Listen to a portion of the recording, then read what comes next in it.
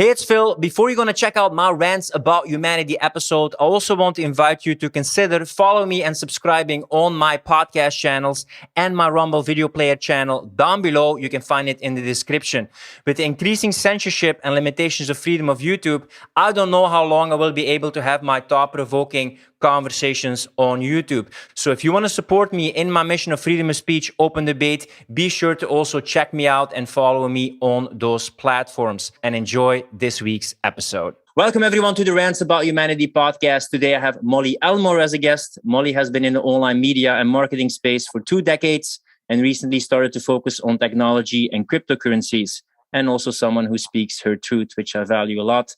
The potential for Bitcoin and crypto to change how we as a society exchange value, money has amazing potential, and I invited her on this podcast to talk more about it and about what's going on with the financial system at the moment. Welcome on the podcast. Right now at the moment, the crypto has been going down a bit, and now just on this day, it's going up a bit. Do you have any idea like what's going on in the crypto world right now? Sure. So at the end of the year, a lot of people often sell off investment stocks, whatever you want to call it, crypto investments, to kind of close out the year. So the theory is that a lot of people are just sort of what we call taking profit at the end of the year, and it isn't necessarily a big cause for concern. The big test will be when January comes and the new year starts. Do those tokens and coins rebound? Now, for me, somebody who is putting money into the cryptocurrencies, this is a great time to buy. It's like they're on sale. So we're getting a deal on a lot of these tokens that might have been a little bit overvalued a couple months ago. So I'm not alarmed. I think that the test will be clear in January on how quickly some of these prices rebound. Can you maybe talk a bit about the mysterious origins of Bitcoin and the founder? Yes. So I'm old enough that I clearly remember the financial crisis of 2008 and 2009. It was a crazy time where a lot of people had mortgages. I'm going to really talk about what happened in the U.S. because I'm from the U.S. and kind of remember that part of it more clearly. Or watch the Big Short, I think. Big Short, right? The movie. Yeah. I knew a lot of people who bought homes kind of in the middle 2000s who couldn't really afford them, and they were given these amazing deals on mortgages. I actually bought my own house in 2006, and I remember clearly them trying to talk me into this variable interest rate because they're like, interest rates are only going to go down, you're only going to get a better deal. But I was too scared to do that, so I actually opted for a fixed mortgage rate, which I'm very glad of. Because what happened was a ton of people ended up losing their homes because those interest rates went up. They couldn't make the payments and the housing market collapsed. And the crazy part was a lot of these very large companies, Goldman Sachs and other investment banks, plus corporations like General Motors, they were in financial trouble. So what the US government did was they just printed a ton of money and just gave it to them. And President Obama at the time made a statement that many of us clearly remember, which was, some businesses are too big to fail, but most businesses, you're kind of on your own. So the little guy was left struggling. Homeowners lost their homes. Lots of small banks went under or were absorbed by larger banks. So in hindsight, the banking cartel knocked out their competition in 2008. And there was a consolidation. The large banks were propped up, given money, actually paid for their mistakes. And the little guys were taken out. Many people lost their jobs and their homes. It was a really difficult time for a lot of sort of hardworking, average Americans in this case. Are you talking about now or ago? Because it's not clear to me. Wink, wink. This was in 2009.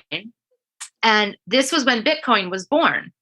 It was created as a response to that catastrophe of printing money and giving it to the banks. Because what happens is when you inflate the money supply, when you just literally print more of it, everyone's dollar becomes worth less. So if you are somebody who has a salary at your job, or if you're older and you're on kind of a fixed income, like retirement income, you can't buy as much stuff as you could buy before the inflation. So it becomes a tax on average, hardworking, middle class, and lower class people. Now, the wealthy people who own a lot of assets, they don't really stress about inflation because all their stuff just becomes worth more. And so they kind of grow with it. And if you're a business owner and you get paid a percentage of profits and you start to charge more, inflation isn't necessarily that big of a deal. But Bitcoin was created to be an anti-inflationary money supply. You cannot ever print more than 21 million Bitcoins. There is a contract, an agreement, kind of like a plan that says there is a limited amount of supply of Bitcoin that will ever be mined. So the idea was you can't have a central banking entity like the Federal Reserve System or the IMF that literally just prints money whenever they want, growing their own sort of wealth at the expense of kind of the middle class and lower class people. So I love the idea of what Bitcoin represents. It's kind of a money for the people that is very transparent. For people that haven't heard the term blockchain, that's literally just like a database, like a ledger that is available for anyone to look at. So there's no secret hidden deals going on with Bitcoin. It's all put out for the public to see. So we don't have to trust anyone. It's called a trustless system, that where when we work with large banks, we kind of have to trust that they're doing things that they say they're doing and they're doing them for the right reasons. And with Bitcoin, we don't have to trust anyone because that's sort of how it was created. I'm going to challenge you on this podcast because I have been delving a lot into I think it's naive to think that there's something to escape the financial system and the banks. I think big whales, big banks can still influence the cryptocurrency market. And maybe, but that's just a balloon because there's a lot of mystery about the origins and the creator of the Bitcoin and cryptocurrency. Maybe it's just a sneaky way to introduce the digital cryptocurrency system that will be linked with a social credit score to monitor everything. And we think it's a way of escape, but it's actually leading us to the next way of enslavement that is able to track and trace even more elements of our life. What is your opinion about this idea? That is not something I've ruled out. So the banking cartel has a long history of playing both sides in conflict so that they literally can control everything by creating two teams, controlling both teams, and pushing both teams to the same goal. So one of the books that really influenced me around money and central banking was The Creature from Jekyll Island. And that book makes it very clear that the banking cartel has a long history of playing both sides. So it is very possible that Bitcoin is, we could call controlled opposition, that it's really one of their plays. I don't want to believe that. So partly I'm still optimistic that we do have a way out, because if we don't, then I'm not sure what. Well, that's the thing that I'm hesitant towards. I'm also have like cryptocurrency, and I would advise it for people besides like gold and silver and other assets and like physical skills and survival skills. But for the banking system to provide a loophole that can make them like $1 gazillion and to just have that as a way of freedom, I think when you look at the history of money, power, influence, and powers, I think it's a bit naive to think that they won't be able to meddle with it. I mean, you just saw a tweet from Elon Musk. I have my opinion about Elon Musk, but some people will not agree about it. But he can just tweet something and it makes the stuff, go down. So these big whales, big corporations, big companies, big banks, they can even influence it and say like, I'm going to make a tweet tomorrow. It's going to go down, buy it. Like they could have these agreements or work together, and they can, even though it's decentralized, they can still influence the market. It's true. And I think all markets are unfortunately very influenced by emotions and pop culture and celebrity. I mean, the same thing happens in the stock market. You have some dramatic thing with someone and the price of a stock will change in response to that. So let's just even say that the Bitcoin story is true and Satoshi Nakamoto was a good guy who, is trying to protect the people. That doesn't mean that the market couldn't still be affected by normal human fear and greed, which It is. I mean, that's why people buy and sell. They're worried. They're excited. They think they're going to make more money. So I don't know if looking at fluctuations in the market by someone like Elon Musk is an indicator that the origins aren't genuine. Yeah, for me, it's a question. It is a bizarre thing. This like anonymous guy comes and creates this currency and then he disappears. Like, so I have a theory that I happen to think has some likelihood. It's kind of crazy. You want me to tell you my crazy theory? Absolutely. Tell your crazy theory. Yeah. By the way, the definition of crazy the last 2 years has totally changed. So, yeah. So I think it is possible that at some point, mankind will develop time travel. That means that at any point in the future, if anybody or any entity or whatever creates time travel, it is likely that there are people in our current situation who have traveled from a different time. There's a bunch of people who think that there are Trumps, whether it's Barron Trump the son or Donald Trump, who have time traveled. There's a book from the 1800s about Barron Trump's time travel. Elon Musk is kind of tied into this because he's named his company Tesla, and many have thought that Nikola Tesla possibly invented time travel things. And John Trump, Donald Trump's uncle, owns somehow a lot of Nikola Tesla's work. So there's this like connection between Trump, Elon Musk, Tesla, and time travel. Well, this is the thing that I noticed. Like, I'm not so naive anymore that things like on a very big level happen by coincidence. There's a lot of things that were installed or need to be there. Who invented the internet? DARPA, the military arm of America. You can look this up. Then, you know, how important was social media and everything that's going on the last 2 years, and then hijacking people, their perception and freedom of speech. Then you see, when you read the biography of Elon Musk, there's a lot of weird points that he should have been like bankrupt, but at the last moment, suddenly people buy it. And that's often happens with these big companies. They keep on sponsoring all the home deliveries, the Ubers, until they become so big that they can't fail anymore. And because they have so much sponsorship from certain finances, all the little guys, the small businesses, they get like cut out. So I don't want to be overly paranoid, but also don't want to be overly naive that certain things, Tesla, you know, maybe even cryptocurrency, the internet, social media, it served kind of a way to hijack perception, just as the sustainable development goals. When you read them, it's basically like, we want to make poverty go away. No, you want to take control of the money supply. We want to stop overfishing. No, you want to take control of the fish supply. We want to, you know, have a greener planet. No, you want to tax the CO2 budget. So it's just taking control of all the supplies, communication supply, fish supply, food supply, you know, even like educating the nuclear family. So I still want to see hope in ways to create parallel communities. I just read something about Web3, an alternative kind of internet to be created. Don't know what will happen with that. So still have hope in some things, but I became a lot more realistic when there's so much big things at stake, especially with technology becoming increasingly a more important part of our life. And then the big players or big technologies playing a role in it. One thing that the Creature from Jekyll Island book talked about, have you read that book? Are you familiar with it? No, I've watched videos about the origins of the financial system and how it works. And it's a bit of a thriller and a horror movie. It's a giant book. It's big.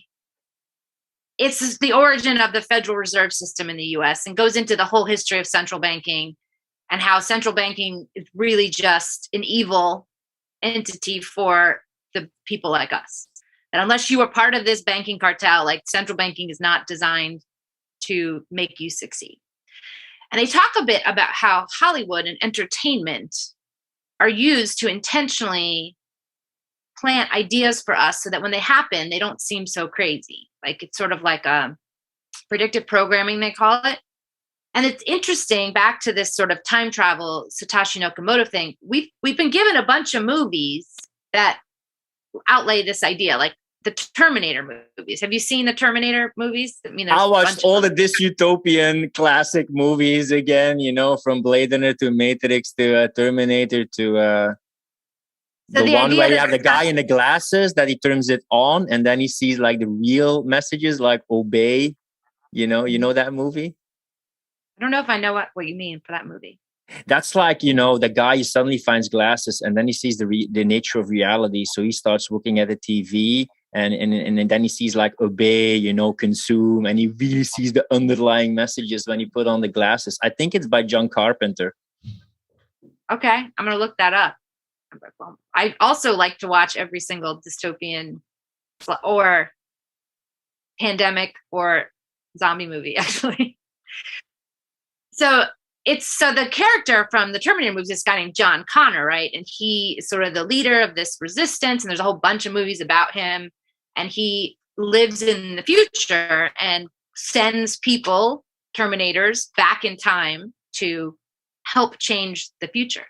So one of my theory, I'm not like sold on it, but I think it's a possibility, is that Satoshi Nakamoto is basically like a John Connor type who has come back from the future to try to save us from the banking cartel, taking total control, Great Reset, New World Order, whatever label you want to put on it. And so he's a good guy who's kind of come back, but he had to disappear because maybe he went back to his time. He only kind of came here for a little while. And that would explain why he's disappeared with no trace. And he never really had an identity here because he's never lived in our time because he time traveled here. So I've no way to prove this. It is merely a theory. It actually isn't my own. I think I stumbled across it in some chat room somewhere. But I do think that it has possibility, because to say that humans would never invent time travel, I think is a limiting belief. It's very likely that at some point we will invent that. So it doesn't matter if they invented in 500 years, they could still send people back to now, as long as that technology is invented at any point. Yeah, and I'm also realistic because we see us moving towards transhumanism, the metaverse technology. So we can fight it. We can try to go completely Amish. But in a way, we'll have to use technology to create our own communities or have our own way to be able to connect with people worldwide and give technology its proper place. Because going completely back in technology, I mean, I am kind of an advocate of more humanity and less technology, or proper technology, instead of less humanity and more technology, because I think we're losing the essence of what it means to be a human and be a free soul.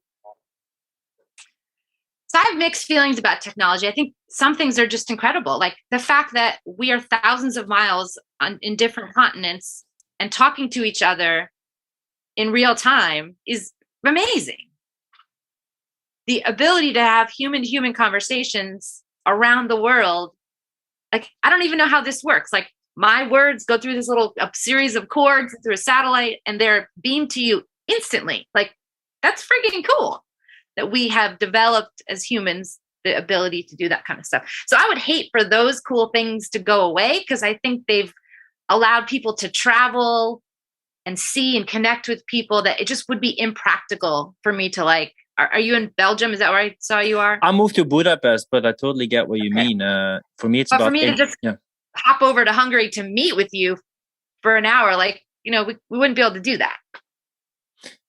Well, for me, it's about integration in a way that we use the useful parts, but we get rid of some negative parts, overwhelming parts, anxious parts, or controlling parts, So I build my business online. I help people online build up their online assets. But I mean, most of the people who ask, would you be on Facebook if you need it for your business or you really needed it? Most people, who are a while on Facebook say like, no, it's not as fun anymore. It's so totalitarian, so much censorship. I mean, I met awesome people and I still cultivate my own network, but the enthusiasm, the good discussions, the freedom, the creativity, also on YouTube, it's completely different than 4 or 5 years ago. And that's, to me, what Web3 is about. Web3 is a decentralization of the internet, because the reality is Web2, which is where we are now, is dominated by a few very large companies, and it's incredible the power they have over the conversations we have. I mean, you can't talk about certain things on Twitter, on Facebook, or on YouTube. Like, you are banned. Now, you could say, well, you don't have to be on them or go find somewhere else. But the reality is right now, the majority of people are on those platforms. And so if you want to call it censorship or not, the conversations are being limited which sucks for people who want to talk about things that you can't talk about there. So Web3 takes away that centralization and allows people to have whatever kind of conversation they want, because there is no there's no like police telling you what you can and can't talk about, which I think scares the people that want to control us. They don't want us talking about things that would threaten their power. Well, I made a presentation about this like a year and a half ago, and I tried to simplify things. So if you want to have mind control, it's easy. You need two things. You need control of perception and control of behavior. So how do you control perception? By determining what people are allowed to see. And when you have this narrow bandwidth of acceptable opinion, of discourse, what they see, now it's in front of our eyes, with virtual reality, it will be before our eyes or in the metaverse. You can basically track and trace everything, what people see. And it's not that reality becomes perception, perception becomes reality. So when you can hijack perception, you can steer the narrative in a way that gives those people who control it more power, money, and influence. If you wonder if people will go to that length to get more power, money, and influence, I would say pick up a history book, any page. It's full of it, like to act like that's not there. And how do they steer behavior? You track and trace. Every element that you can track and trace is being sent to something that, social credit score or however you call it. And when you have that predictive power, control people, their perception, and you give it away, you give them basically all the tools to monitor every action, feeling, thought, movement that you do. And you're basically on probation with all those freedoms being okay, but limited if you step outside of the narrative that is defined okay. By often, those big corporations, big institutions, because they're much bigger than countries right now. That's also why they attack nationalism. People act like, oh, we're going to vote for this president, it will change things. If you look at the power that they have, this is also the issue that I have with libertarians. Yeah, the free market. Yeah, the free market, but those companies, they dominate the public opinion, discourse, and even elections. So how can you say that it's just a company and people have free will to be on it? I think those companies are on such a scale, power and influence, and steer the future of humanity. There should be limits about it or boundaries about it. I guess I just have chosen to believe that this is almost turned into a war versus good and evil, and that the good guys, they gotta win in the end. Because if I don't have that hope, then I'm just gonna get depressed and be like, what's the point of trying if we can't win? Now back to your original question around, is crypto possibly one of their strategies? That's one of the lenses that I do look at when we see who's getting into crypto now. The investment banks are starting to put their money in there. If I were the bad guy and I was trying to use crypto for a bad reason, like what would I do to see if that's the strategy that they're pulling? If a lot of these central banks issue their own CBDCs, their own central bank digital currencies, that will tell me that they weren't wanting us to use Bitcoin. And China's now going to issue their own central bank digital currency, and we'll see if the European Central Bank does or the Federal Reserve in the US. Because I think if they have competing currencies that they want us to use, then how does Bitcoin fit into that if that was their strategy to get us to use Bitcoin? I'm not sure. I mean, this is all uncharted waters, right? Like the whole idea of even cryptocurrency. I mean, I know it's 12 years old, but for many of us, we didn't really give much time to it until recently. And I also, usually if there's some kind of like dramatic fear being told to me about something from the media, that gets me to pay attention, because I want to know, why do you not want me to pay attention to this? What is it that what opinion are you trying to control? I mean, COVID was all about fear, right? We want you to be scared to go to small businesses. We want you to be scared to go to church. We want you to be scared to engage with other people. Just stay home on your controlled internet device and have these conversations that are curated on social media. Right now, the central banks are talking against crypto. I'm not a fan of Hillary Clinton. I actually think she should be in prison. You mean Hillary killed tons? Yes. She has recently gone out public saying that Bitcoin threatens the stability of the US dollar. I think she works for the central banks. She's one of their employees. And if she is telling people to be scared of crypto, that means that I'm going to be in the other camp because I don't support anything that she supports. You know, one thing that I'm scared about, what could happen is like, what if there's a cyber attack and the internet and the electricity is completely cut off? Can you still rescue your cryptocurrencies?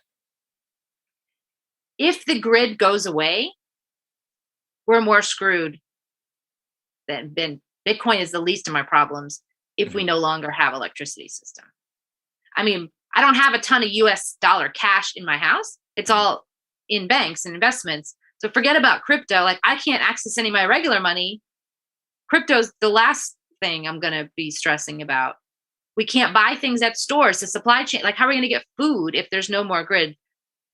That's The Walking Dead. Like, that whole TV show, I don't know if you watched it, is really about what happens if society collapses and we have no more grid and no more anything, structure. Then you have the universal basic income that is going to give people the freedom to go for what they want. Translation, you get a pity fee to just survive as long as you're a good slave who fulfills all the obligations that we have. And if you're not following the narrative of our totalitarian system, you don't get your universal basic income. So that was a post that I put out the other day that I think sparked our conversation today. Is people think that giving universal basic income is like generous of the government to do that, but it's naive to think there aren't going to be conditions. I'm not going to give you this money unless you agree to some rules. And I think a lot of people will think, well, the government cares about me. They're not going to give me drastic rules. Well, one of the agendas of this banking cartel is depopulation. What if the rule is you only get your money if you sterilize your children? You only get your money if you give up some of your children, you have too many. You only get your money if you leave your rural home and go and live in one of our little city apartment things because you're using too much carbon or you're creating too much carbon, you're using too much energy. You need to live in some energy efficient, tiny one-room apartment in some city. I mean, there's a whole lot of rules that could come with universal basic income. It's smart income. cities, Molly. It's wink, wink, smart cities. I live in a rural area and I grew up in a rural area. And I'm pretty passionate about defending the right of people to live wherever they want, including rural areas. People are right now so unaware of history, they don't understand the gravity of what's going on. The freedom to speak, the freedom to move, the freedom to assemble, the freedom of your body, the freedom to breathe. Are you freaking insane not seeing like how far these rights have been infringed? Oh, but I still have my internet and I can browse on my Wi-Fi, so everything is fine. I mean, this is often that when you read history, maybe you also did the same thing. You read so many struggles and people have fought so hard for these declarations, treaties, these basic rights, and now they're being trampled on like they're just toilet paper. Now, you live in Eastern Europe, which has a very dark, sad history with communism oppressing people. Only a couple of generations ago, if even, 30 years. The people in Budapest, are they scared of like a new Nazi regime taking control of their life? Well, the fall of the Berlin Wall is only 30 years ago, a little bit more than 30 years ago. It's 89. So the restrictions are a bit less. The revolution will not come from Western Europe, where they just ask, can we have more grass, please? Which is just insane to look at all these havens of land of the free and the brave. Oh, you mean land of the slave and the, brainwashed. But media is powerful. If you control the narrative, you control the world. Just as what Archimedes said, give me a lever big enough and I can move the world. Well, that lever is controlling perception, and that controlling perception is through technology and social media. So people have more experience here with communism, even though that I think we live in a kind of fascism combined with communism here. It's not so far from each other what's going on. People always think in these left-right kind of extremes. But people are still not understanding the dire situation that we're in. And we're just basically back to a neo-feudalistic system, like from the Middle Ages.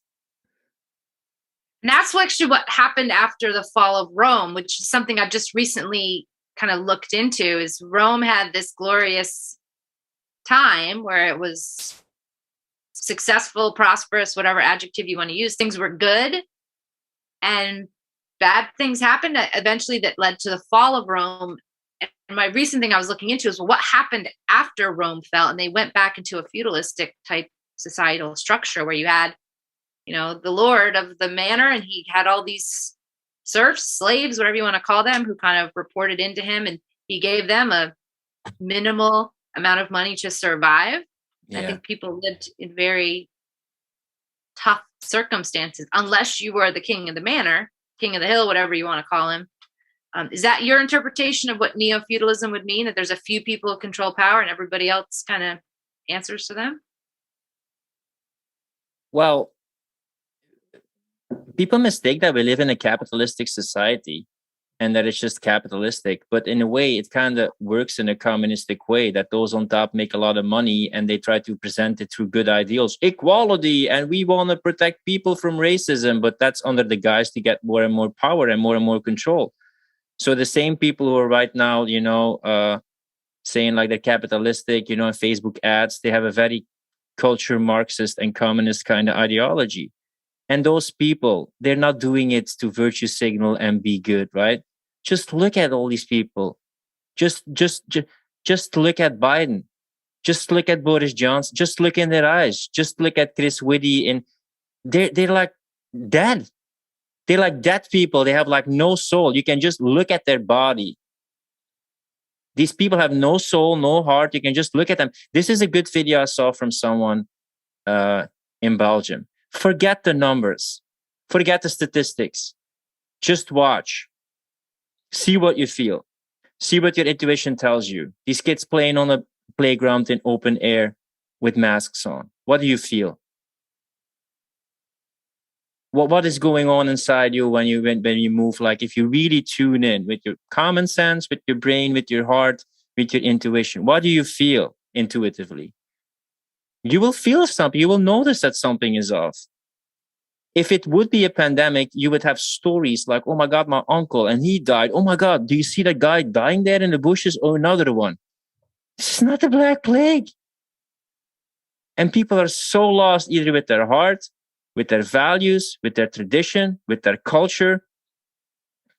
People have become so self-loathing of themselves, so lost that they fall for this and they have nothing to stand for anymore. And people who have nothing to stand for anymore, they're the easiest to control because they look at something to grasp on, something to tell them what to do, something that gives them structure. Else, any person without any decent inkling of respect would never tolerate this. Where has people their self-respect gone for themselves, for their children, for their partner, for their family, for their country? I think fear is powerful. When you really scare someone enough, you can really control them pretty easily. But Molly, what's going on right now? I mean, I'm still opening my heart to empathy. But if you don't see now, after almost 2 years, you've been promised something, you're lied to. You take something that has no effect. They ask you to do it again, which is the same thing that you took before. The numbers went up, even though you did what you wanted to do. They didn't give you as reward what you wanted to do. It's only becoming worse. How much more of evidence do you have that it's not working and it's not living up to the promises that they make, and they keep on breaking promises? I mean, I get brainwashing, I get fear and stuff, but this is something like there's got to be stuff popping up into your reality, like, whoa, something's off here, or they're lying. This really amazes me. These maybe 30% people who just do whatever they're told, question nothing, and you can't change their mind anymore. Here's the problem, though. If I can get you to take 2 vaccines, and now you start to question when I ask you for the 3rd one, that maybe it wasn't a great decision. That means you're going to have to admit you made this bad decision with the first 2. So I think people are reluctant to put themselves in a position where they feel like they made a bad decision. So once I got you to take 1, I'm much more likely to get you to take 10 because you don't want to have to admit you made a bad decision. So let's just take a bad decision for humanity then, because I don't want to own up my own bad decision. Thank you, Mary. Good choice. I don't agree with it. I just think that I know people in real life who they're getting their third shot because they want to believe that the government and the CDC and whoever wants to protect them and keep them safe. I mean, I even know doctors. Yeah. I have a friend, her husband's a doctor. I've had several conversations with him. He's a bright guy. He firmly believes that like COVID was this very scary thing. He had patients who died but he told me they all had some other issue, that it wasn't just COVID. But his family like literally wasn't allowed to go anywhere for months because he wanted to keep them safe. So I think the medical establishment has been taught in medical school to follow the pharmaceutical protocols and that drugs are the solution for everything. No doctor I know has really pushed being in a healthy weight, having exercise, eating well as the best way to prevent getting sick from COVID. It's all get this friggin' vaccine. I mean, everybody should stay critical. Also, some things that I say or my guests say, you can doubt it and think for yourself. But what I noticed with a lot of people who woken up or question things, I can sit down with a doctor for 40 minutes and I can debate him pretty well. I can debate the guy pretty well on a lot of aspects, like PCR test, the mask, the research, the infection. And people are like, you can't say that because you're not a doctor. I am more informed about what's going on and did the research and can tackle the angles. I'm not so vast in my expertise, of course. I'm not going to question. But we vastly over-exaggerate people in authority with the expertise that they have and how much they actually do research or new developments or keep on training and learning about aspects. This is also something that I'll learn. Yeah. And one of the biggest propaganda statements of this past year that actually gets me kind of fired up and mad is this idea of trust science, which if you are actually in science, and I've worked in science fields and I'm a statistician, no scientist trusts science. The whole idea of science and research is to prove the other guy's wrong and to have a hypothesis that challenges what is accepted to innovate. That's what progress is in medicine and science, is saying, all right, this is what we believe to be true. I'm going to disprove it. I'm going to go and come up with a different hypothesis, test that.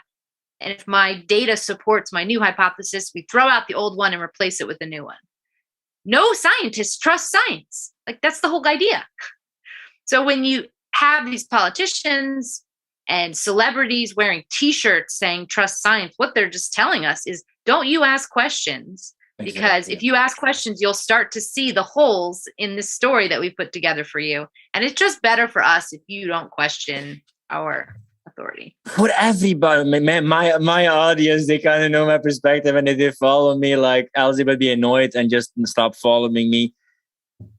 For any person who thinks if this would be so deadly as they think, what kind of a narcissistic psychopath do you think I am? It's like, ha ha ha, people are dying, but I love to kill elders and kill other people. So ha ha ha, I value freedom so much. So I don't give a fuck. I'm going to live my life. Even though people are, if this was so serious, do you really think you would have to convince so many people to do this? Do you know how much people are sacrificing to say no with all the bullying? You know, the hostage taking, the infringements on their right. Like, do you really think you need this big marketing campaign if it truly was, you know, that deadly and had so much effects? Like, I'm not such a psychopath that if it truly would be the Black Plague, 1 out of 3 people would be dying and they would have something that works, effectively works. Look at the numbers, which we see right now after a year and a half, it does 0. I would consider it, even though it's not tested, because a lot of people would be dying. I still would have like freedom of life and freedom of choice and long-term consequences. But the severity of the question and the impact in my real life and the multiple lived experience I heard from would also make me reconsider. But right now, it's just ludicrous. And the thing that I always asked from day one with COVID was why they always wanted to push a vaccine from day one. There was never a serious effort to find a treatment. Because if you took away the ability of COVID to kill anybody because you had a great treatment, it wouldn't be a big deal, right? If you had some kind of medicine that if you got COVID and you were sick and you just took the medicine and you were fine, that's to me the best solution. We should test the vaccine. Oh, what about this high CQ or ivermectin? No, we're not going to test that because it doesn't work. Like, shall we not try both and see what works best? No, only this. Okay. And no one really wanted to have a serious conversation about why treatment wasn't considered preferable to vaccine. So that was my first flag, that I was like, something's wrong here if all of the treatment options are being discredited as dangerous and ineffective and insane while all this hope is going into the vaccine. Why do you want everyone to take this vaccine? And it's gotten to the point now where the President Biden has said, like, we want every single person in this country to have this vaccine. Everybody who listens to this podcast, they should listen to the 𝗧𝗏𝗏 interview on the Dark Horse podcast. Probably I will not be able to put this interview on YouTube because, you know, some things that don't like to be discussed, and I'll put it on Rumble then. It's actually counterproductive because you bypass the immune system, the innate immune system. You make people more prone. You always run behind the facts 6 months later so they can adapt.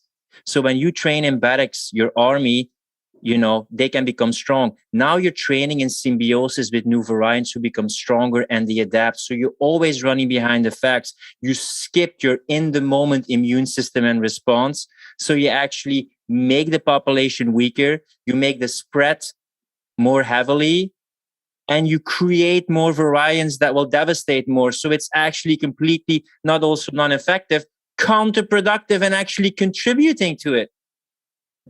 Plus, which 𝗧𝗏𝗏 says, that which is super interesting, your innate immune system, it kind of builds up on being, you know, exposed to a lot of different flus. So when you get them young, you kind of reduce their resilience and their immunity because you just take it away by already having the antibodies in them, but not having that complete immune system response, because you right now are the results of being exposed to so many virus, bacteria when you're young, and you become stronger and you become more immune. But the younger you do this, you take away that fortress, that wall, that protection that you have from a young age. Mm-hmm. I mean, the human body is amazing in its ability to fight off disease. So the idea that we're going to inject something into you that's going to mess with that and tell you there's no possible way it's going to have unintended consequences, I think is really naive. Yes, let's even just say, I don't think it is effective against COVID, but let's just say for argument's sake, it is. How do you know it's not going to make it impossible for you to fight off some other ailment that your body would have been able to fight off if you hadn't taken this shot? And the fact that that discussion isn't even allowed to happen, you're not even allowed to say, you know what, I'm not comfortable with injecting this thing into me because I don't know what the unintended consequences are. You're told that's selfish and misinformation to even bring that concern up. When you die and there's one inkling of evidence or suggestion of COVID that they do it, they do it. When you have side effects or negative effects or you die because of the vaccine, you have to self-report it. So you see this two-track thing all the time. Like one thing has to get attention and full focus, and infections go up and that stuff, and the other stuff get no attention, right? So you have that, what's that database with self-reporting that some people say only 1% is, yeah, VAERS is only 1% being reported. So when you look at this, I had a guest on my podcast that like 30,000 people were reported a month and a half ago, but it's probably 1%. That's probably even like between 300,000 and 3 million people. Already. That was like a month and a half, 2 months ago. The other bizarre thing is we've now introduced this idea that I can only go into a business, like say a restaurant, if I show you my credentials. I show you that I've complied. And that to me is a very dangerous thing, is we're now going to have, it's going to become normal for me to have to show you my compliance to some rule to live my life. To go to school, to go to a restaurant, to go to the gym, whatever. That to me is crazy dangerous. Because once that's introduced, this is one thing the cartel does. When they put in one of their rules, they never take it away. There's no end period.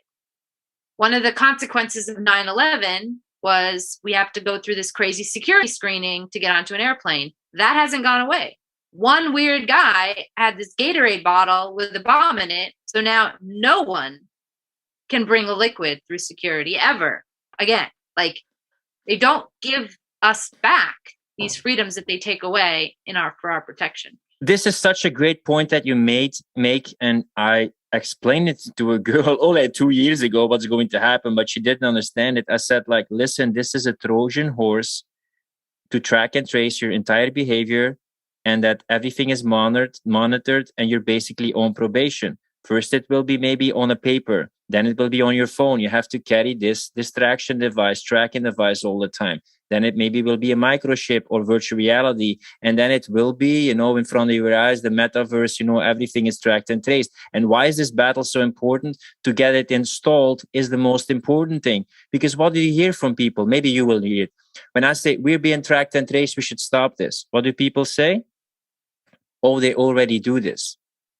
Yes, is that an argument to even make it worse or so bad, should crazy? Yeah, they already do it. And that's it. Get your foot in the door, and then you get the room, get the house, get the whole community, get the whole world. And that is why this entry towards giving your rights, giving your privacy away is so important, because this passport, this will assemble more and more credits what you do, certain things, and you will be tracked and traced. And you will be treated like, this is why they're transhumanist, you are an app to them.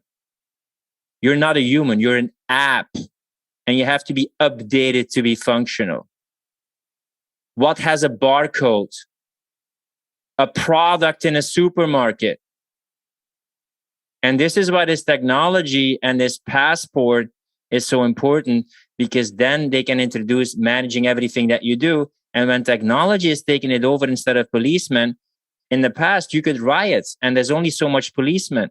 But when the door is locked without the code, you don't need policemen. You just don't get in and get to the next step of getting your groceries, Yeah. And that's why I think the concern about CBDC, central bank digital currency, is a legitimate one, is that if all of my money is issued by a central bank through my app, and I'm a bad girl, I speak out about something I'm not supposed to talk about, they just turn my money off, and I can't buy food. I can't buy gas. Like, I can't do anything.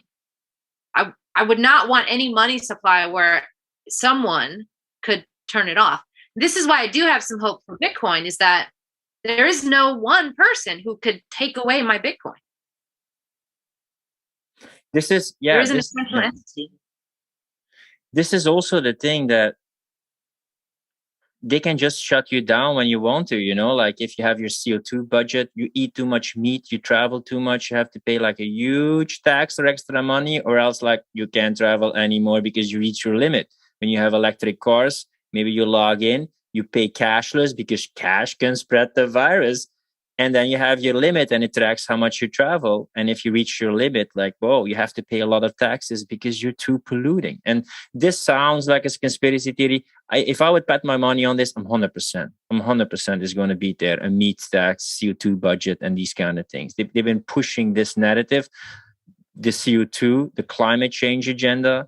They've been pushing it for years. I already showed videos of what's happening in China, how much surveillance cameras they have there, how they use biometrics to pay with a MasterCard. Often they try out stuff in Africa. They're already doing this.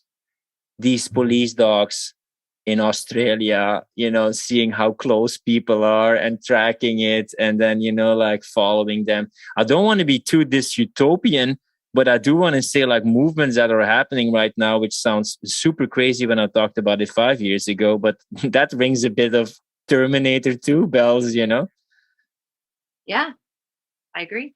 I think the fact that people are getting microchips implanted into themselves in Sweden, is crazy. I'm still kind of curious about Scandinavia. They seem to have escaped some of the COVID restrictions, but then they turn around and start injecting trackers into themselves. Like, I don't know what to make about Scandinavia, to be totally honest. I know they're not part of the euro, so the central banks have a little less control over them. Kind of interesting to see how that part of the world will play out with some of this stuff. People worship And I became more religious during this whole crisis because you truly see evil on a level that I wouldn't thought imaginable before, that you can do this. People are just confusing convenience and comfort with freedom. And it's totally something different, freedom. And fulfillment is also something completely different than comfort and convenience. Oh, it's super handy that I can open my doors with this and, you know, and it can ring an ambulance if I get a heart attack. That's how they sell it, right? Like, prevent a heart attack by having that chip. Like, it's all the good stuff, right? They never talk about the bad stuff. But people don't know what door they're opening, what Pandora's box that they're opening. And we have maybe still that awareness and take a stance, but I'm thinking like, what the hell of these children, when you look at the difference of me with the social media usage compared with my parents, let alone me with these young children on Instagram, making videos and on TikTok, I'm wondering what will happen to the next generation. What is your perspective about all the stuff that's going on right now and the metaverse coming and all the measures? I'm personally very gloomy in the short term, but in the long term, I'm a bit hopeful because I think there will be more people like me. And this has awoken a lot of people about what's going on. This is also the hope that I still have. I think we've seen a great awakening in the last year. I was kind of part of that. Like, I was pretty blue-pilled up until I read Creature from Jekyll Island, which was only in 2019. And I read that book because I was coaching people and I had some money issues, charging a lot for my services. So someone said, read this book because when you understand how money works, you won't give so much emotional weight to it. Like, you'll realize it's kind of a scam. And then I had a couple of businesses and COVID came, and in my small little rural town, the town was split. The businesses that were deemed essential were allowed to stay open, and the businesses that were considered non-essential had to close. And I even had a discussion with our Chamber of Commerce president. I'm like, that's very subjective. How do you decide what's essential and what's not? Mm-hmm. And she was like, you're right. It is totally subjective. And I was like, wait a minute. It started this war against small businesses. So as a business coach and as the daughter of small business owners, that's like really one of my biggest passion things I'd fight for is people's right to own and operate their own small business. And that to me is what this war the last year has been about. It's knocking out the small business owners.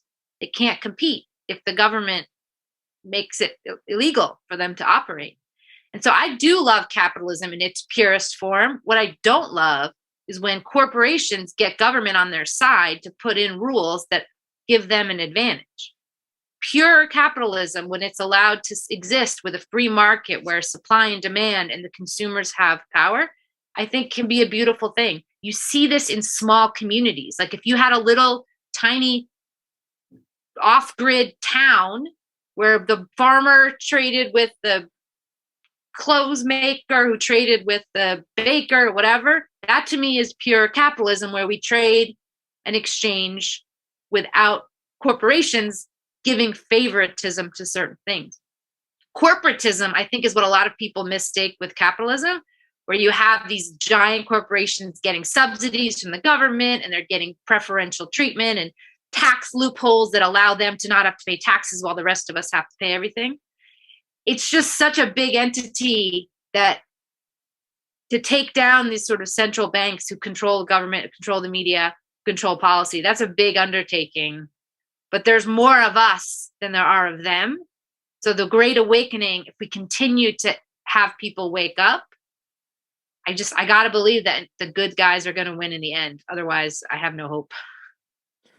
Yeah, you can follow Catherine Austin Fitz, was also advisor of George Bush, that talks a lot about the central banking system, and that basically the central banking system or the financial system, it's bankrupt. It's bust. It's like blowing up a balloon. You can also look at videos from, not just a super fan of him, like Rich Dad, Poor Dad, the guy. I don't know what his name is. Yeah, like blowing up a balloon, keep on inflating it. 30% of the money ever printed in the US has been printed, I think, the last year. It's insane. Like, this is beyond insanity to think that this is sustainable. When you look at how much debt is created, But this is the financial system, and maybe you can explain it better than me. The banks actually make the money out of debt. That's the whole way how they make money. Yeah. Actually, it says it on the US. I don't have any dollars on me right now, but it says it on the US dollar that it's debt. And that's the other thing that makes me kind of mad is like, they don't teach us in school how money works.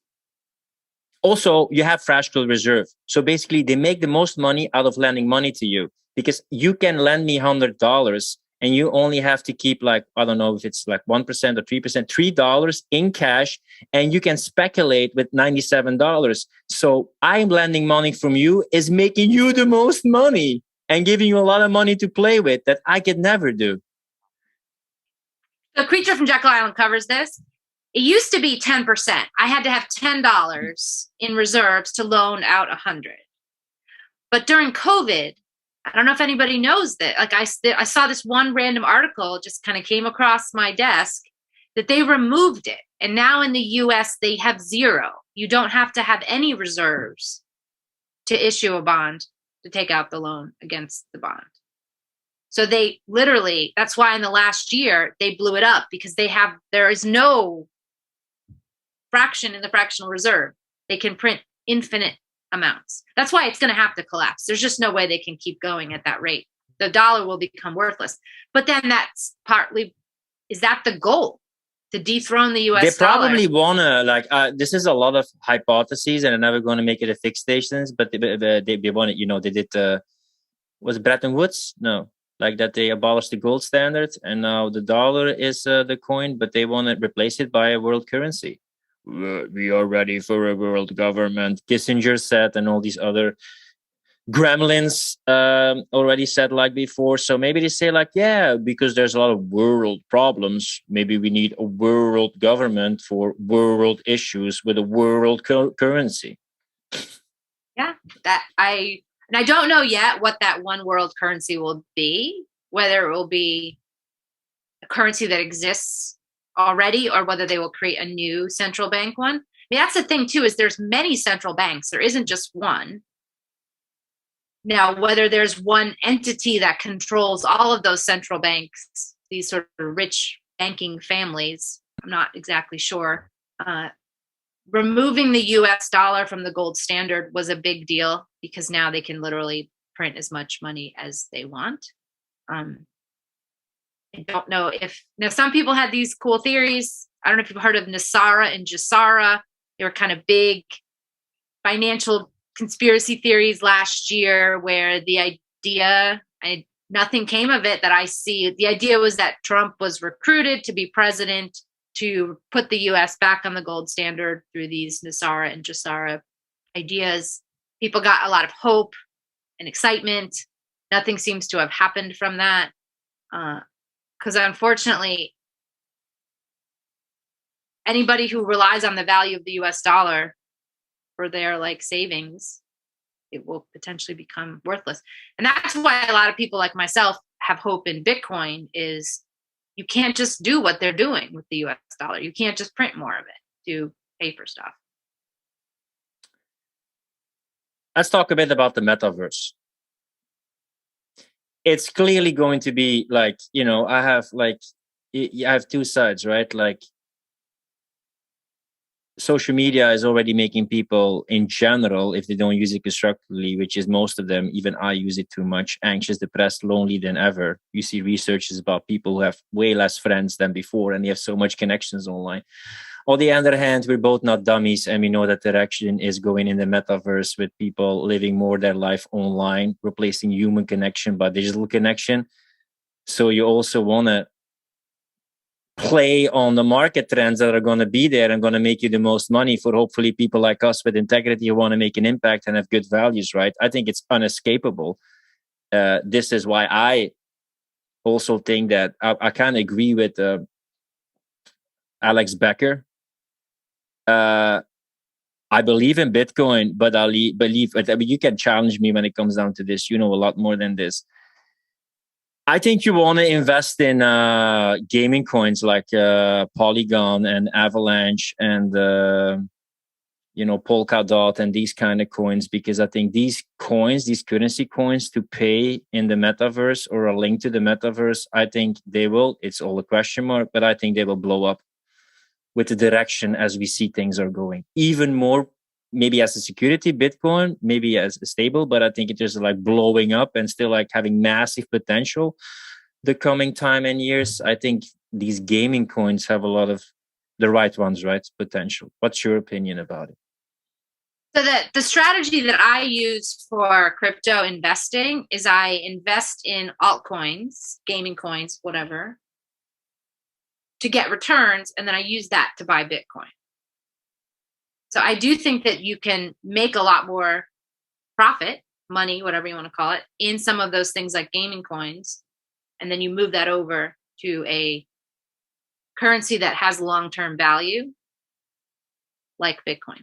My concern about going all in on gaming stuff is that no game that was popular 20 years ago is still popular today. Games come and go. So if you're going to go all in on one game, it might work well now, make some money, but if you kept your wealth in that game, eventually it will probably become less cool and people will move on to a different game. The other thing about the internet is that there's very few players who kind of stick around a long term. So it's also competitive. There's a lot of new games being introduced with crypto and metaverse. We have no idea which ones will win. It's going to be exciting to watch, and I will personally invest in a bunch of them with the hope to get a return. But I'm not sure at all which one is going to be the winner to bet big on one horse. Now, Alex Becker is in that industry. I don't know if he's objective because of that. He's obviously going to be an advocate for the projects that he supports. So I don't discredit him, but I'm going to not see him as an objective authority on crypto gaming, because that's what he's evangelizing, is crypto gaming. It's his area of expertise. He also has a very unique marketing tone that I would not personally use in my own stuff. I think he can be kind of a jerk in a lot of his posts that he puts out.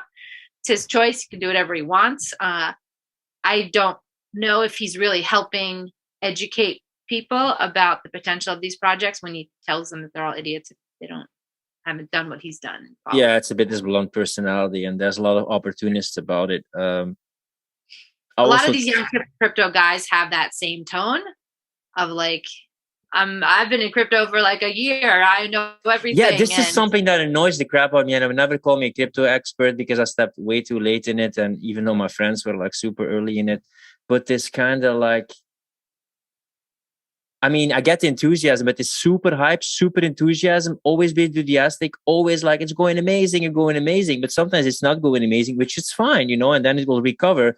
But this false hope and enthusiasm and this hype all the time with crypto, you rarely have channels that give like a very based, realistic view of like crypto, at least according to my opinion, right? Yeah, I mean, there's things that I don't love about crypto, and that there are shady people who have put shady projects out. They call them rugs. When somebody goes and raises a bunch of money for something and it turned out it was kind of a scam, like that sucks that happens. And I think it happens, I think, more than I would like. And sometimes I think that people are tempted to say, well, this is why we need regulation. This is why we need the government to come and protect us from bad scammers. And that's what I don't want to be the answer, is the government to come in and now tell us what we can and can't do with crypto. So that's an unfortunate thing. I think the scammers out there are going to give government the ammunition they need to try to come in and meddle. And I have the belief that typically when the government gets involved, it doesn't help people at all. What did they decide now? They got together this week and decided something about crypto, right? Because there was a lot of nervous movement in crypto world about what the government would do. So with the US Congress, they are concerned currently about what are called stable coins, which are cryptocurrencies that are tied to the US dollar. And the irony was that they're mad because one of the original ones by Tether, they're saying it doesn't have enough backing. And I'm like, you serious, right? Like, how hypocritical is that you are printing US dollars that have zero backing, And you're mad that Tether doesn't have enough backing. Like, hypocrisy, I think, is insane. And I think that's almost like an inside joke. They're assuming most people don't realize it, or we're all just sort of laughing. This is the thing, which is why either they're so good at playing both sides, or crypto does have good guys in it. Because when Congress starts to get really threatened by it, to me, that says they didn't create crypto. Like, Satoshi Nakamoto was a good guy, a white hat who kind of came to help the people have a currency that we could depend on. Because the more people who are central banking advocates, the more that they speak out against Bitcoin, the more I'm on Team Bitcoin. You can see that the trials and interrogations of Mark Zuckerberg, or I don't know, Data from Star Trek, he's just lying or just basically admitting that he's like tracking and tracing and meddling, and he doesn't have to bear the consequences at all. So I feel just buy enough senators, buy enough people in the House, and you can do whatever you want. Like, we live in a world right now where you're not held accountable anymore. Oh, it didn't work. Oh, it's this. Like, who cares? Okay, I prescribed this medicine. They died. Haha. Guess I made a mistake. On to another news. Like, this happened to Prince Harry. Like, what? What? You just lied in front of a nation, stole so much money, killed so many people, told so many lives, ruined so many businesses, and you're not being held accountable? What? That's not new, unfortunately. So while we're recording this, the Ghislaine Maxwell trial is not quite wrapped up. And so I'm sure by the time this airs, we'll know what happened, which is probably nothing. But that's just another example of people not being held accountable because they're in positions of power. I happen to subscribe to the theory that nobody gets to be elected to a high level of politics without being chosen for that. Like, random people don't just become senators or presidents of countries or whatever. That you have to be a part of this crew, this group. And often, I mean, this is what the whole Ghislaine Maxwell Epstein thing was about, was that they got dirt on you. Yeah, blackmail. Little island, so that if you dared to step out of line, they would ruin you. And they had you do terrible, gross, evil, nasty things that are unimaginable to all of us. And that is an incredibly powerful form of blackmail. So that you have to vote how we tell you to vote. You have to implement policy we tell you to implement. And if you don't, you and your family are ruined forever. I also, not always the case, but I believe that a lot of people that we see in powerful positions, they are allowed to be there.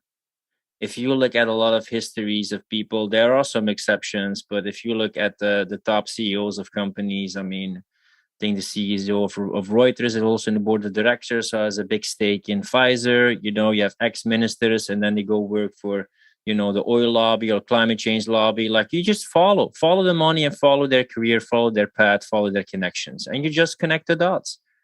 You can see the people who were world global leaders in the World Economic Forum, or they're a member of the World Economic Forum. You just look up and you see it on the side, basically. You just look at the biggest investment firms, BlackRock Investment, Vanguard Investment, and you just look at the stocks of big corporations, and, they're all in it. So when people say, can a few control the world? When you control the perception and behavioral industries, and the big corporations during a manufactured crisis keep on sucking up more power to the top, they get even more predictive power of what they want to do. So yes, not everybody has to be in. You can play on social, psychological, philosophical, existential, spiritual principles, and then just make people do something. Not everybody has to be in it, but you need to have some core institutions, core players, core technologies. And when we see transgenderism, this radical feminism, this cultural Marxism, with everything that's been pushed the last 20 or 30 years, this is, and I keep saying it in the podcast, I think Jordan Peterson has low-level discussions about transgenderism. I think Ben Shapiro has low-level discussions about the left. Why is this caused? It's purposely caused to destroy certain connections, certain values, polarize people. It's done willingly by certain players, institutions, in the background, but they forget, like, oh, it's really transgenderism. I should call her this and this and this. This is not organically generated from society because this was needed. This is purposely pulled in the cultural institutions through the perceptions that becomes the mainstream narrative. And this is often discussions that these people are not having. For me, that's low-level discussions.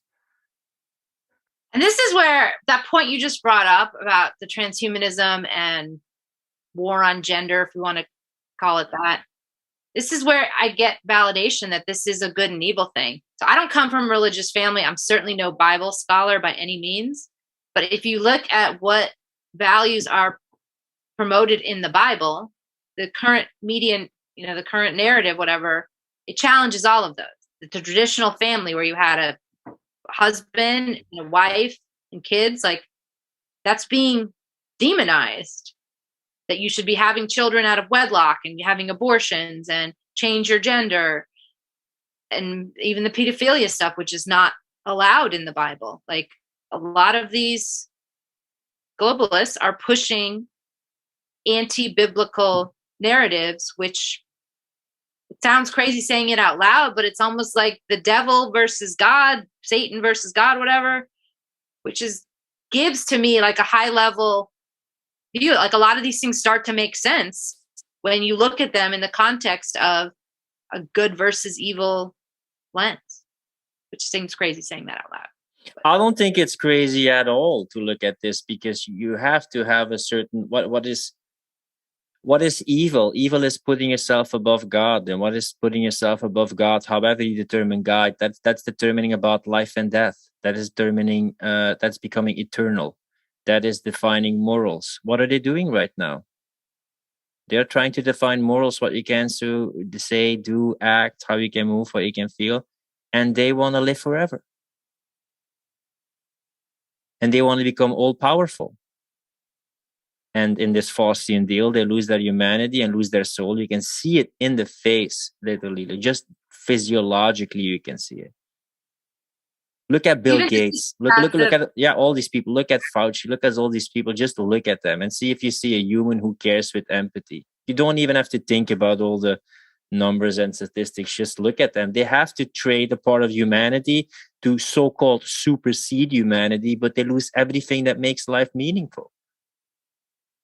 You brought up a couple of these people who seem lifeless: Biden, Fauci, Boris Johnson. Are you even convinced that those are still the original people?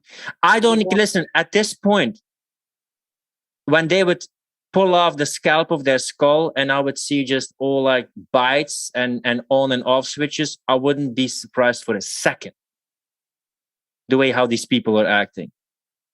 Or, I mean, I can't prove this. I'm not saying this is the case, but I wouldn't be surprised at all that there's something unhuman about them. They're unhuman. People have spent a lot of time looking at photos of Joe Biden from like decades ago to photos now. Things like how his ear connects to his face, his hairline, like the shape of it. And there's differences that are dramatic. Like in old photos, I don't remember which one it is, but like his ear like hangs down lower, if that makes sense. Like his earlobe is longer. And in new photos, it's like not. Like, how does your earlobe change when you get older like that? That's weird. Have you seen the wife of Bill Gates' ex-wife? How she used to look and how she looks now? Yeah, she looks like Kevin Kline now. Like, it's kind of weird. And even Zuckerberg, he was kind of like a normal-looking dorky kid. Now he looks like a robot. Something weird is going on with these people who are put into the public eye. Because it's a lot easier to control a robot, right? I mean, they're literally programmed to follow instructions. Yeah, and in the end, it's almost like there could be, transhuman people or robots or alien race. Like, how can we best control the world? Yeah, let's do this, And then in the end, this is why I still have a question mark about the depopulation agenda. But one thing is clear for these people, and most people don't understand this: they don't need people anymore. You're useless. They can replace you by robots. You gave them your freedoms. Gave them your rights, you gave them your money, giving you attention, and now you're useless. You're just an app that has to be updated, and else you're discarded and removed from the phone. You don't have any value for these people anymore. Like when you were a landlord, these people had to work, bring in the hay and work for you, you know, and make sure that you also got enough tax. But at this point, how everything is so centralized and sucked to the top and like replaced by technology, because most jobs will be replaced by technology and robots in the future. So that's another way to have universal basic income or whatever, or you need less people because people in Africa, they need to have a lot of children to, you know, work on the land. People are just not useful anymore for these people. And when you combine to the anti-nuclear family, the anti-masculine feminine relationships, the plummeting of the sperm rate, the question what the does on the sperm rate, the climate change, humans are parasites and polluting. You see this whole humans are polluting and unnecessary agenda purposely being pushed the last year. It makes you wonder if these globalists, whatever you want to call these small group who controls people, is it possible they're not human? I don't know. That's kind of crazy. There was, I did spend some time this past year talking to some biblical scholars about this whole idea. Like, if you are truly believe that the Bible is true and everything is that happened in the Bible happened, how do you explain, like, could aliens exist? You know what's funny? Everybody should watch this. It's my favorite series ever. And stop the Netflix filth, delete Netflix, download the top 250 IMDb movies, and go back to the classics, because you don't know how much edutainment is brainwashing your view of reality. Go back to natural, traditional patterns with good characters. The Twilight Zone is my favorite series ever, from the end of the 50s and beginning of the 60s. And watch the episode, which is called, I think, To Serve Man. And pause here if you don't want me to spoil what it's about, and watch the episode. I think you can find it on Daily Motion. But basically, it's an episode where aliens land on the planet. And they have an old book, which they translated at the cover. It says, like, To Serve Man. And they give them all the technologies. They get rid of the poverty. They're like healthy, you know, super advanced technology they bring to the planet.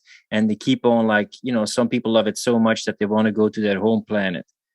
And then there's, like, finally also, again, some people who go to the alien ship. And then there's the guy who's been, like, trying to translate the book all the time. And then, you know, just as that staircase goes, like, up and other people go to the home planet, he says, like, no, it's not a book about serving man. It's a cooking book. And that was the end of, like, oh, they made them fat, you know, and, like, juicy so they can serve men. And that was just a ringer, you know. And I watched it again, and it has such a link with what's going on right now. So another movie series that I've watched several times is the whole Alien movie series. And one of the crossover ones was sort of a cheesy title, but it was Alien versus Predator. That was kind of the idea, was that these alien species kind of hunted, and they used humans as, like, their pods to grow themselves and as food, and that we were really here to serve this alien culture. Which kind of brings me to one of my favorite red pill conspiracy theory topics, which is Antarctica. We know so little about Antarctica. What goes on there? Why do all these movies have aliens living below the ice in Antarctica? I don't know. I talked about it with a guy who people can check out our Flat Earthers Crazy podcast with David Weiss. Amazing. He showed, like, a whole presentation. And you have Antarctica, which you can fly over, which is crazy. And you had testimonies from, I don't know what the name was. It was General something, who was a adventurer. And he said, like, oh my God, there's land out there. It's so big. It's so vast. They have so much resources out there. But then a while after he died, but you can still find that interview, hopefully somewhere online in black and white. So there's very much mysterious things there of what's going on there. What did your guest, like, what was his conclusion about Antarctica?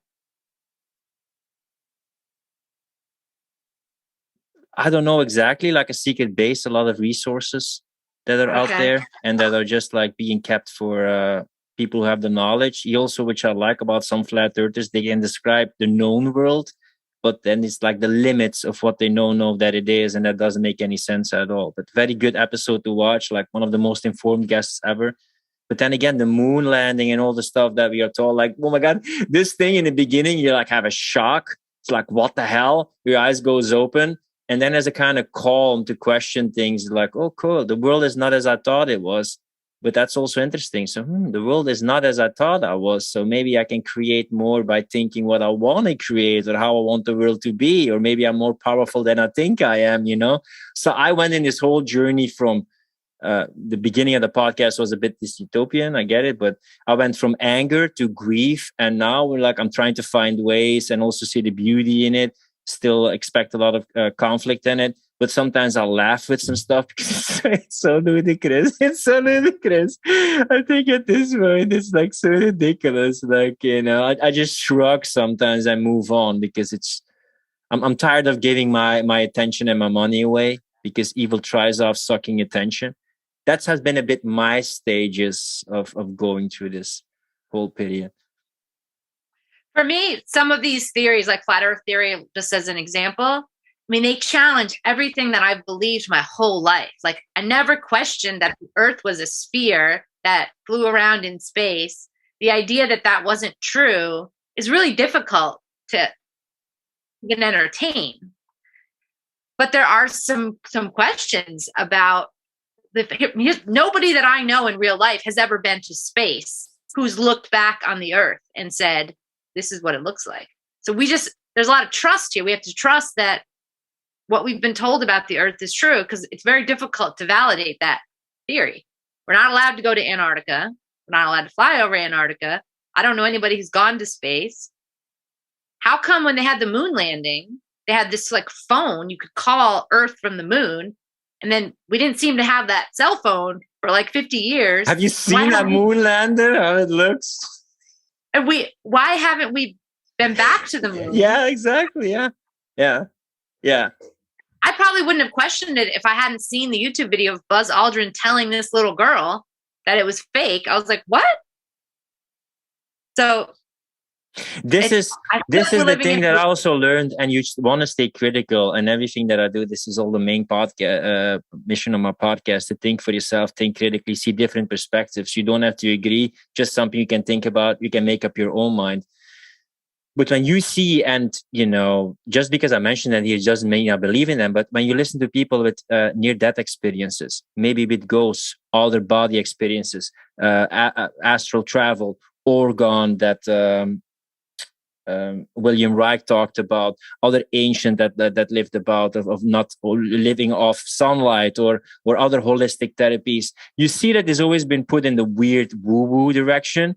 But when I see now how I'm being labeled as an anti-vaxxer or non-nonsense, or it isn't like something that you can talk about, I question a lot of innate, intuitive knowledge or things that are not being taken into the religious books, the psychological, the biological books, that have some truth in them or have some knowledge in them. So I'm much more open to it. Doesn't mean I immediately buy into all the woo-woo and weird stuff, but I know much more that I find it weird. I find it woo-woo. I find it nuts because I was told that it was nuts, because that was the frame and the narrative that was told to me. And I thought, just as a lot of people like, yeah, I did my research. No, you didn't. You followed the thing that you were told and you just repeat it. I think people who are so adamant that one of their belief system is the only option, I find that not helpful to anybody. There's so many things we don't know. And if you dismiss anything as possible, first of all, I think you've been brainwashed or you've been manipulated.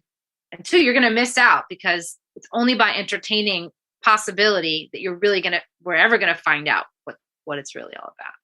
Yeah, and this is what I also want to end the podcast with, that despite all the stuff that happened and the horror and the totalitarianism, I did have a lot of deeper, more meaningful, more valuable conversations with people than I ever have. And you have the people who just are fearful, follow the narrative and go on living their life. And you have people who question things, question themselves, question narrative and values, but that makes you go deeper and have something much more meaningful. So even if your comfort, convenience can shrink, or those superficial options shrink, you kind of get condensed to the essential of what it means to have a meaningful life and what you're here for, which almost gets to a spiritual or existential experience. But just as Viktor Frankl, who was in the concentration camp and wrote the book Man's Search for Meaning and still found meaning in that, it's not so dire right now. You can still use this to see the beauty in it and this transformation that is created in your life on the outside and with your friend circle.